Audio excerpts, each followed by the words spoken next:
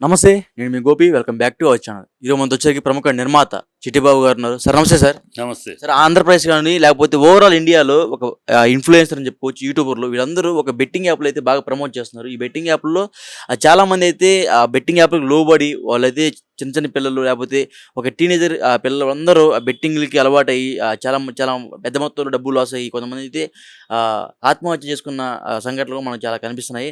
So దీనిలో భాగంగా మనకి ఆంధ్రప్రదేశ్ మన 2 తెలుగు రాష్ట్రాలకు సంబంధించి 'హర్ష సాయి' ఈ పేరు బాగా మోత మోగిపోతుంది. ఒక బెట్టింగ్ యాప్ ప్రమోట్ చేయడానికి మినిమమ్ 80,00,000 తీసుకున్నాడని బాగా వార్తలొస్తున్నాయి. సో దీనికి మీరేం చెప్తారు? ఇప్పుడు ఉన్నాయమ్మా ఈ జూదాలు ఒక బెట్టింగ్ యాప్ ఇవాళ కాదు. ఇది ఇంటర్నేషనల్‌గా ఉంది. ఇవాళ మన దేశానికో, మన రాష్ట్రానికి సంబంధించి కాదు. ఈ బెట్టింగ్ యాపులు ఇంటర్నేషనల్‌గా ఉన్నాయి. దాన్ని అరికట్టడానికి సరైన చట్టాలు లేవు. సరైన చట్టాలు లేకపోవడం ఇంటర్నేషనల్‌గానే ఏమీ చేయలేకపోతున్నారు.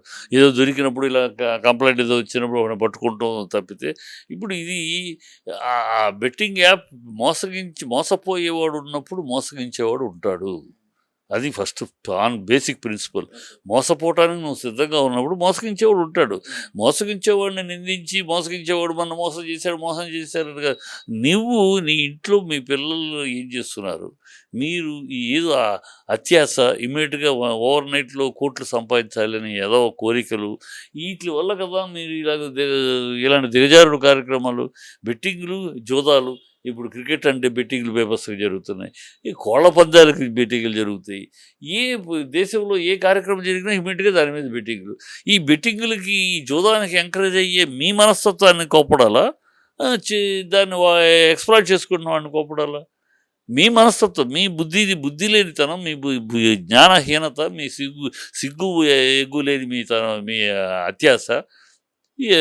ఎవడో పెడతాడు, అది చూసేసి నువ్వు ఎందుకు ఎంకరేజ్ అవ్వాలి? ఎందుకు ఎంకరేజ్ అవుతున్నావు? నువ్వు ఆశకేగా 10కి 100 వస్తేనే కదా. ఎందుకు నీ కష్టం నువ్వు అప్పడంగా దొబ్బేయాలనే కదా. ఇది అప్పడంగా సంపాదించాలనుకున్నప్పుడు ఇలాంటి పరిస్థితులు ఉంటాయి. కనుక మోసగించేవాడు ఆ చట్టం దొరకకుండానే చేస్తాడు మోసగించేవాడు. చట్టంలో ఉండే లూప్ హోల్స్, మన సామెత ఉంది, every law has got its own bylaw.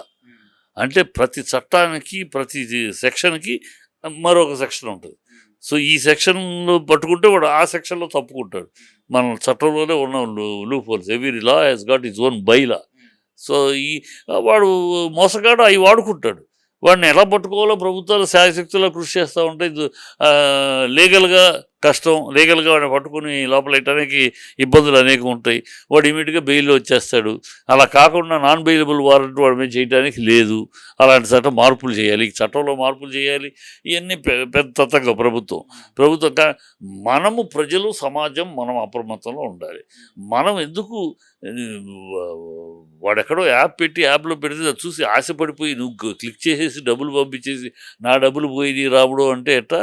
నీ బుద్ధి లేనితనానికి అనుభవించు, నీ అజ్ఞానానికి అనుభవించు, నీ కర్మ అనుకుని మూల కూర్చుని ఏడు.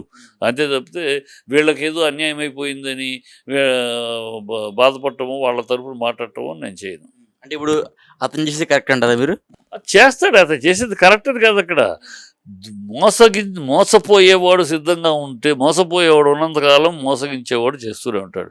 వాడు హర్ష కాకపోతే ఇంకొకడు, వాడు కాకపోతే ఇంకోటి. కాల్మని ఏమైంది? ఒకటి తర్వాత ఒకడు మోసగానికి. ఈ గ్రూప్ ఇక్కడ మోసపోవడానికి సిద్ధంగా ఉన్నారంటే ఒకటి తర్వాత ఒకడు ఆ గ్రూప్ దగ్గరికి వస్తారు. అంటే కొంతమంది జనాల్ని బాగా ఇన్ఫ్లుయెన్స్ చేయడానికి ముందు డబ్బు కట్టలేసుకొని ఎట్లా సంపాదించామంటే ఇట్లా లింక్ నొక్కేస్తే డబ్బులు వచ్చేస్తున్నాయి, అసలు కుప్పలు పడిపోతున్నాయి, బిరువాణి పోయి డబ్బులు అని అలా మాట్లాడినందుకే సచిన్ టెండూల్కర్ మీదే కేసు వచ్చింది. తెలుసు అది. సచిన్ టెండూల్కర్ ఒక యాప్ ద్వారా ఇంత సంపాదించవచ్చు అని చెబితే లైవ్ ఇంటర్వ్యూలో అతను క్రాస్ చేస్తే అది చెప్పలేకపోతే అతని మీద కేసు పెట్టారు. సో అది చూశాను, డబ్బులు కట్టి చూశాను, నేను ఆశపడిపోయానంటే ఎట్లా? భలేవాడు. ఇది నువ్వు చూస్తే నువ్వు అనలైజ్ చేసుకోవాలి. ఏంటిది, ఎంతవరకు వస్తావు ఏంటి తెలుసుకుని అడుగు వేయాలి. నేను డబ్బులు చూశాను, నాకు ఆశ పుట్టింది, నేను డబ్బులు కట్టేశాను, వాడిని మోసపోయానంటే ఎట్లా? నీ కర్మది. అంతగా విచక్షణ లేకుండా, ఆలోచన లేకుండా అప్పలంగా వచ్చేస్తుంది డబ్బు, దోచేసుకుందామని నువ్వు ఎగబడితే నీ కర్మ ఇలాగే ఉంటుంది. అందుకని వీళ్ళ మీద సింపతి అనేది చూపించాల్సిన అవసరం లేదు. వాళ్ళని అరికట్టాల్సిన బాధ్యత ప్రభుత్వాన్ని. దానికి అనేక లూప్ హోల్స్ ఉన్నాయి. ఆ లూప్ హోల్స్ వాడు చేసుకుంటూ పోతూ ఉంటాడు. దాన్ని పట్టుకునేది ఇంటర్నేషనల్ ఇష్యూ. ఇది మనలో మనం జాగ్రత్తగా ఉంటే ఇలాంటి దౌర్భాగ్యులకి అవకాశం ఉండదు. నువ్వు అలక్ష్యంగా ఉండి ఈ దౌర్భాగ్యులకి అవకాశం ఇచ్చి ఆ తర్వాత అయ్యో కుయ్యో ముర్రు అంటే ఎట. అందుకని నేను ఈ ఆత్రగాళ్ళకి, ఈ డబ్బు చూసి ఎగబడే బ్యాచ్కి నష్టపోతే పోనీగాక, వాళ్ళ గురించి సింపతి అవసరం లేదు. వీళ్ళని పట్టుకోవాలనేది అది వేరే ప్రక్రియ. అది ఇంకోటి సార్, నార్త్లో కొంతమంది ఇన్ఫ్లుయెన్సర్స్, యూట్యూబర్స్ ఎవరైతే బెట్టింగ్ యాప్ ప్రమోట్ చేశారో వాళ్ళైతే పోలీసులు అయితే అరెస్ట్ చేయడం అయితే జరిగింది. ఇప్పుడు ఆంధ్ర, తెలంగాణలో ముఖ్యంగా ఈ అష్టాసాయి, అదేవిధంగా తదితరులు చిన్న చిన్న ఆ బెట్టింగ్ యాప్ ఎవరైతే ప్రమోట్ చేస్తున్నారో వాళ్ళని కూడా ఆంధ్రప్రదేశ్, తెలంగాణ రాష్ట్ర ప్రభుత్వాలు అయితే అరెస్ట్ చేయబోతున్నాయి అంటారా? చెయ్యాలి, చేసి ఏమి లాభం అంటున్నాను నేను. చేసి వాడిని ఏమి మరణ శిక్ష కాదు దీనికి, అర్థమైందా? ఇది నాన్ బెయిలబుల్ వారెంట్ కాదు ఇది. వాడు ఉంటాడు, 15 రోజులు వస్తాడు, మళ్ళీ ఇంకో పేరు మీద ఇంకో ఆపు మొదలెడతాడు. వాడు ఇది శిక్ష. అందుకని శిక్షాస్మృతిలో ఇలాంటి వాటికి జోదగాళ్ళని మోసం చేసే, ఈ జోదం పేరు మీద మోసం చేసే వాళ్ళని స్ట్రింజెంట్ యాక్షన్ తీసుకుని వాళ్ళు నాన్ బెయిలబుల్ వారెంట్ పెట్టి వాళ్ళు 3 సంవత్సరాలు 5 సంవత్సరాలు కఠిన కారాగార శిక్ష విధించే చట్టం ఉంటే తప్పితే వాడు భయపడడు. వాడు ఏంటి, వాడు బెట్టింగ్లో 10 కోట్లు సంపాదిస్తాడు, 100 కోట్లు సంపాదిస్తాడు. అది జైలుకి పంపిస్తే ఏముంది, అరెస్ట్ చేసి జైలుకి పంపిస్తే ₹1 కోటి ఖర్చు పెడతాడు, 3వ రోజు బయటకు వస్తాడు. అంతే కదా. వాడికి జైల్లో కూడా ఫెసిలిటీస్ హ్యాపీగా ఉంటాయి. డబ్బులు బాధలేదు వాడికి. జైల్లో ఇంట్లో ఏసీ రూమ్లో ఉన్నట్టు అన్నీ ఉంటాయి, టీవీ ఉంటాయి, అన్ని ఏర్పాట్లు ఉంటాయి. వాడికి తినడానికి బిర్యానీలు గిన్నెలు ఏం కావాలంటే అవి వస్తాయి, ఫోన్లు మొబైల్ అన్నీ ఉంటాయి. ₹1 కోటి నాది కాదు అనుకుంటే అయిపోయా. సో ఈ స్ట్రింజెంట్ చట్టం లేకపోతే వీళ్ళు అరెస్ట్ చేసాము, మనకి ఐవాష్ కంటి తుడుపు, అరెస్ట్ చేశారు, మళ్ళీ 15 రోజుల తర్వాత ఇంకో రూపంలో వస్తాడు అంతే. కనుక ఇవన్నీ చట్టంలో మార్పులు దృఢంగా రాకపోతే, ఇంకో ఇప్పుడు డ్రగ్స్ ఉన్నాయి. డ్రగ్స్ చట్టం ఏంటి? డ్రగ్స్ తాగిన డ్రగ్స్ తీసుకున్నవాడు దోషి కాదు. డ్రగ్స్ తీసుకున్నవాడట ఎఫెక్టెడ్ పర్సన్ అట, బాధితుడట. అమ్మినవాడే దోషి. అది ఎట్లా అయ్యా? అమ్మినవాడు దోషి అయితే తీసుకున్నవాడు దోషి కాదా? తీసుకున్నప్పుడు మరి car driving, drunk and driving, తాగినోడు అమ్మినోడు కదా. మరి తాగినోడు డ్రంక్ అండ్ డ్రైవింగ్ అని ఎందుకు పట్టుకుంటారు? అక్కడేమో తాగినోడు డ్రంక్ అండ్ తాగి డ్రైవ్ చేసినందుకు పట్టుకుంటారా? ఇక్కడేమో డ్రగ్స్ తీసుకున్నాడు బాధితుడట, అందుకనే సాగుతుంది. అది బాధితుడు కాదు, వాడు శిక్షార్హుడే.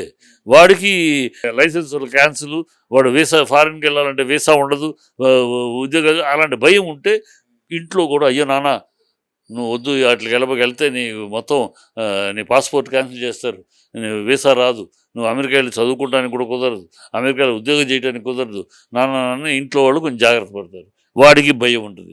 ఇప్పుడేముంది, డబ్బు ఉంటే చాలు, డబ్బును జాలికి వెళ్తాం, పబ్బుకి వెళ్తాం, పట్టుకుంటారా ఓకే, డబ్బు ఉంది పారదొప్పుతారు, 1 వారం రోజులు వచ్చేస్తారు బయటికి. మళ్ళీ పైగా వాడు బాధితుడు అని వాడిని ఒక 15 రోజులు ఒక రీహాబిటేషన్ సెంటర్, అక్కడ రీహాబిటేషన్ సెంటర్లో మిగతా వాళ్ళు రోగులు ఉంటారు, వీడేమో చక్కటి టూరిస్ట్ లాగా అక్కడ కూర్చుంటాడు, అన్ని సదుపాయాలు ఉంటాయి. సో దిస్ ట్రాష్ ఆఫ్ మన దగ్గర ఉన్న చట్టాల్లో ఉన్న ట్రాష్ని ఉపయోగించుకుంటున్నారు. అది ఉపయోగించుకుంటారు, వీళ్ళు అరెస్ట్ చేస్తారు. పెద్ద అరెస్ట్ చేసి చట్టం మార్పు లేకపోతే వీళ్ళు అరెస్ట్ అంతా ఏమీ లేదు, కంటి తుడుపు అప్పటికప్పుడు టెంపరీ వైవాష్ తప్పితే పర్మనెంట్గా సొల్యూషన్ కాదు. అంటే అష్టాసాయి ఫ్యాన్స్ ఏమన్నారంటే అతను డబ్బులు ఎలాగైనా సంపాదించి మాకు డబ్బులు పనిచేస్తున్నాడని చెప్తున్నారు ఫ్యాన్స్.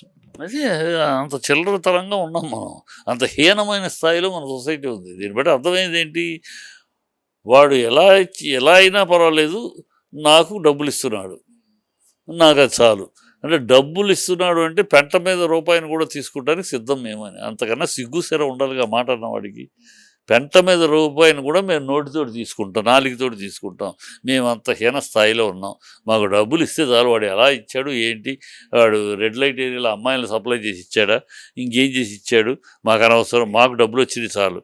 ఈ దౌర్భాగ్య మనస్తత్వం ఉన్నంత వరకు సమాజంలో ఇంకా వీటి గురించి మాట్లాడే అర్థమే ఉంది అది.